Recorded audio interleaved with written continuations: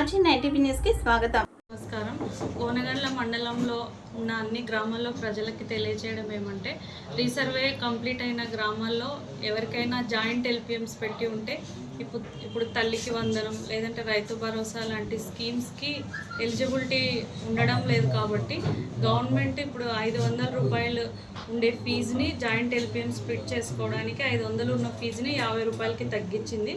కాబట్టి రైతులు ఈ అవకాశాన్ని వినియోగించుకొని జాయింట్ ఎల్పిఎంస్ ఉన్న వాళ్ళు స్ప్లిట్ చేసుకోవడానికి మీ కన్సర్న్ సచివాలయాల్లో వెళ్ళి దాని కింద చలానా కడితే వెంటనే జాయింట్ ఎల్పిఎం స్ప్లిట్ చేస్తాము. మీరు కన్సర్న్ ఆ స్కీమ్స్కి అప్లై చేసుకోవచ్చు. అందరూ గమనించి ఈ అవకాశాన్ని సద్వినియోగం చేసుకొని జాయింట్ ఎల్పిఎంస్ ఉన్నవి స్ప్లిట్ చేసుకోవాలని కోరుకుంటున్నాను. తమను తహసీల్దార్ గోనెగండ్ల.